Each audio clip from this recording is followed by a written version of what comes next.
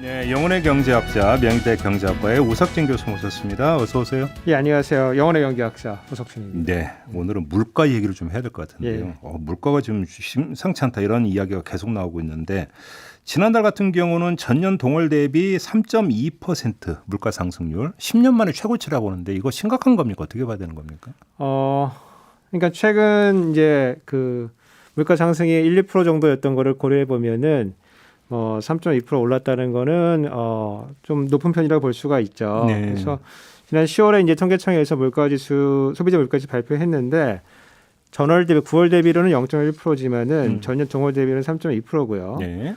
많이 오른 품목들이 이제 서비스, 공업 제품, 전기, 수도, 가스, 뭐 농축수산물 뭐 이렇게 전 품목에 대해서 많이 올랐고 예. 또 식료품하고 에너지 부분을 제외한 것을 우리가 그런 물가 지수라고 따로 관리하는데 또 그런 것도 있습니까? 예, 그런 것들은 이제 그 비용 측면이기 때문에 비용 측면을 좀 제외하고 다시 계산한 것들이 있는데 그것도 2.4% 올랐어요. 네. 그리고 우리가 장바구니 물가지수 이렇게 불리는 이게 중요한 거죠. 이게. 생활 물가지수도 4.6% 올랐어요. 그래서 4.6?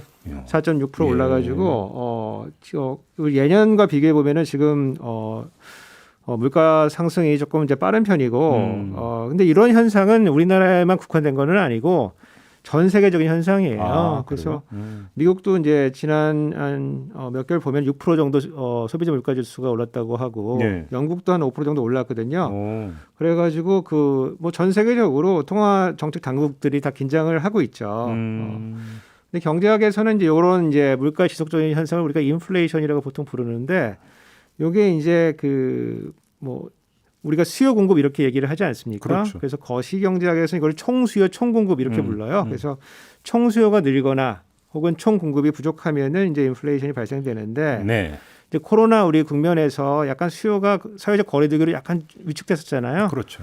근데 이제 거기에 대응하기 위해서 이제 정부가 재정도 약간 부족하지만 많이 풀었고 그리고 이제 통화 정책도 확정적으로 했거든요. 그러니까 총수요가 확대가 되면서 그 결과로 물가가 이제 오른 측면이 있어요. 그 코로나 이후에 인플레 올 거라는 예상은 전 세계적으로 나온 바가 있는데 그런 원리 때문에 그런 그렇죠. 그래서 이제 이제 정부나 이제 우리 이제 하는 한국은행 같은 경우에는 이게 정부의 정책의 결과이기 때문에 이거 단기적인 현상이다 이렇게 본 측면이 있고 이제 IMF 같은 국제 기구들도 이제 각국들이 이제 그 인플레이션이 생길 우려가 인플레이션이 생기니까 긴축 국면으로 돌아서는 거 아니냐라고 하는 그런 우려 때문에 이런 인플레이션은 일시적인 현상이고 긴축해서는 안 된다. 이렇게 정책적으로 권고한 바가 있습니다. 알겠습니다. 그나저나 우리 기획재정부는 하반기에는 물가 잡힌다고 얘기했던 걸로 제가 기억하는데 그럼 또 못 맞춘 거잖아요, 그러면. 그러니까 그게 이제 제가 방금 설명드린 이제 단기적인 현상으로 본 건데 뭐 제가 봤을 때 틀린 거는 아니고 틀린 건 아니에요? 예, 그 예상치 못한 변수들이 이제 튀어나오기 시작한 거다. 이제 이렇게 봐야 되는 거고. 이 두 가지가 눈에 띄는데 하나는 이제 에너지 가격이 이제 뛰기 시작했어요. 그래서 그렇죠. 뭐 그런 측면이 하나가 있고 두 번째는 이제 그 코로나 국면이 가져온 새로운 현상인데 공급 측에서 에러 현상이 발생하고 있다. 이제 이런 거예요. 그래서 하나는 이제 그 공급 측에서 생산 능력이 이제 수요에 못 미치는 거예요. 그런데 이제 사람들 자동차를 뭐 새 차, 중고차 많이 사기 시작하는데 반도체가 칩이 부족해가지고 뭐 지금 뭐 대기 시간 엄청 길다고. 그러니까 생산을 못 하는 거죠. 그래서 생산 능력이 수요에 못 미치는 점이 하나가 있고 두 번째는 이제 생산을 하더라도 요거를 생산자가 소비자에게 전달을 해줘야 되는데 이게 물류에서 에러가 조금 발생하고 있는 거거든요. 그래서 물건을 옮길 뭐 배나 비행기가 부족하기도 하고요. 배에 선적을 했다고 하더라도 싣고 가서 내려야 되는데 항구가 이제 10,000원이에요. 부족해요. 그래서 LA 항에 보면은 이제 뭐 우리 신문이나 이제 인터넷 보면은 그런 그림들이 나오는데 배들이 이제 줄 서 있죠. 그렇다면서요. 그리고 이제 뭐 좀 지났지만은 이제 수에즈 운하에서 선박 사고 나가지고 물건들이 배들이 운항 못한 경우도 있고요. 그러니까 약간 2년 전쯤에 상하이에서 LA까지 가는 컨테이너 하나가 한 $2,500 정도 했는데 그게 한 지금 10배 떠가지고 한 $25,000 정도 하거든요. 와, 10배나 뛰었어요? 예, 그래서 지금 물류가 이 공급 에러를 조금 만들어내고 있다. 물류 말씀하시니까 지금 이 요소수 대란 이것도 지금 물류의 직격탄이 되는 거 아닌가요? 그렇죠. 그 이제 요소수 같은 지금 그 문제 같은 경우에는 사실 발단은 이제 호주하고 중국 간에 이제 약간 석탄 뭐 수입 금지. 예, 정치적 분쟁으로 이제 예. 그 생긴 건데 이제 우리 같은 경우는 이게 이제 물류 파동으로 이제 이어지게 되는 거예요. 왜냐하면 이제 물류 비용이 올라가기 때문에 공급 비용이 올라가서 공급이 이제 줄거나 물량은 있어도 제때 공급을 못하기 때문에 예. 가격이 올라가고 그 가격이 올라간다는 얘기는 뭐 일시적인 현상일 수도 있지만은 이게 물가 상승으로 이제 이어질 우려가 좀 있거든요. 그러니까요. 근데 지금 이제 정부 대응을 평가를 해야 될 것 같은데 일단 뭐 어제 나온 이야기는 호주에서 요소수 2만 리터를 긴급 뭐 공수해 온다. 뭐 이런 대책은 내놨다고는 하는데 좀 너무 굼뜨고 좀 대책이 좀 약간 구멍이 있었던 거 아닌가요? 어떻게 보세요? 뭐 이런 상황을 뭐 제가 좀 정부 편을 좀 들어야 될 것 같은데 네. 예상하기 좀 어려웠을 거라고 생각이 좀 들긴 들어요. 근데 이제 최근에 이제 이런 어떤 이제 중간 생산의 중간에 들어가는 이런 재화들 공급 부족에 대한 우리 경험들이 조금 쌓여 있어요. 예컨대 뭐 지난 몇 년 전에 일본과의 무역 분쟁에서 이제 반도체 관련된 여러 가지 문제가 있었죠. 그래서 일본에서 중간재 공급을 우리 애로를 일으켜 가지고 네. 반도체 생산에 이제 어려움을 주겠다.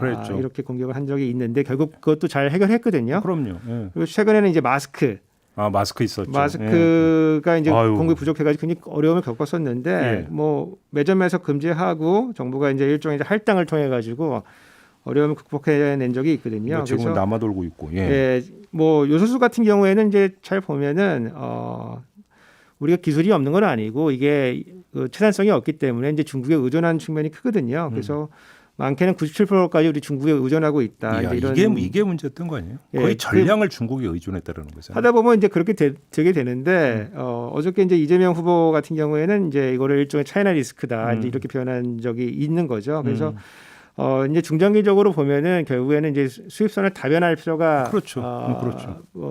있고 이제 뭐 일각에서는 이제 뭐 가격 규제도 해야 되는 거 아니냐. 왜냐하면 이제 이게 공급이 부족한 가격이 막 뛰는데 가격 규제를 해야 되는 거 아니냐 이런 방안들이 나오는데 이걸 잘 보면은 뭐 가격 규제가 아주 좋은 정책은 아니에요, 사실은. 왜냐하면 가격 규제를 하면 가격이 더 뛰거든요.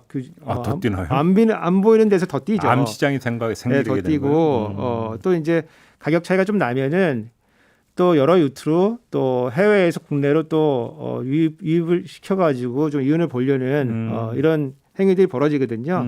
그렇게 해서 함으로써 이제 또 물량의 어떤 애로를 해결할 수 있는 부분이 있기 때문에 가격 규제는 좋은 건 아니다. 다만 이제 매점에서 하는 이제 시장 교란 행위들 같은 경우에는 그런 것들은 이제 강하게 단속할 필요가 있다. 이렇게 보여집니다. 그런데 지금 정부가 12일부터 한시적으로 유류세 20%를 낮추겠다고 했잖아요. 여기 좀 어떻게 물가 잡는 데 효과가 있을까요?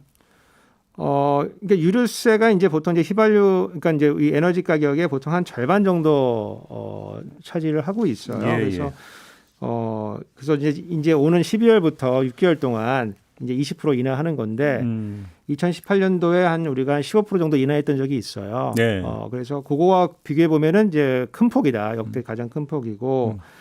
다만 이제 우리 그 정책 당국하고 국민들이 그 물가 인상이 굉장히 예민한 편입니다. 그래서 항상 이제 물가 상승에 대한 대책을 제일 먼저 내놓는데 이 유류세 인하는 이제 단기적인 이제 에너지 비용이 급상승하는 거를 막아줄 수 있는 이제 에너지 비용 완화해줄 수 있는 정책은 된다. 그래서 단기적으로는 이제 유효한 정책인데 이제 이게 어떤 문제가 있냐면은 그 우리가 이제 뭐 휘발유나 이런 거를 팔 때 그날 받아서 파는 건 아니거든요. 재고를 받아가지고 팔기 때문에 이미 유류세를 지불했던 이제 기름들은 이미 재고소에 들어와 있거든요. 그래서 그게 다 소진이 되어야만 이제 싼 이제 기름이 이제 팔리는 거고 그 다음에 이게 예컨대 뭐 50%를 내린다고 해서 이게 바로 전량이 다 뭐 기름 가격이 반영되는 건 아닙니다. 왜냐하면 시장 상황에 따라서 뭐 수요가 크면은 저희 경제학에서는 전가 문제라고 하는데 전가에 따라서 다 반영되지 않을 수가 있다. 그리고 중장기적으로 봤을 때는 오히려 이제 그 효율적인 에너지 사용을 저해할 수도 있다. 왜냐하면 우리가 높은 에너지 가격이라고 하는 거는 이제 희소한 자원이기 때문에 아껴 써야 되는데 가격을 낮춰주기 때문에 전반적으로 효율적인 에너지 사용이라는 정책에 좀 반할 수도 있고. 알겠습니다. 예. 그럼 마무리 삼아서 짧게. 그러면 근본적인 대책은 뭐예요? 금리 인상입니까? 금리 인상입니다. 금리 인상인데 이게 이번 사태에서 제한점이 있는 거는 이게 국내 금리를 올린다고 해서 국내 물가가 잡히는 건 아니에요. 지금. 그렇죠. 해외 요인이 있으면 더 큰 거잖아요. 그러니까 이제 미국이 이제 금리를 이제 올려줘야지 이제 미국이 올려줘야 된다. 미국이 올려줘야지 에너지 가격도 잡히면서 전반적으로 이제 그 물가 상승의 기조가 잡혀지는데 그렇다고 해서 국내도 가만히 있을 수는 없기 때문에 이제 금리를 좀 올려야 되는데. 약간 실기한 약간 기분이 좀 있어요. 그 전에도 한번 좀 그 말씀 얼핏 하신 것 같은데 실기한 부분이 있다. 왜냐하면 지금 뭐 그 금리 인상 요인이 있는데 여러 가지 그 국내 상황이 특히 이제 대선이 이제 앞에 있거든요. 대선에 가까워지면은 금리 올리기가 좀 어렵거든요. 알겠습니다. 네. 오늘은 여기까지 좀 진행을 하도록 하겠습니다. 우석진 교수와 함께했습니다. 고맙습니다. 감사합니다.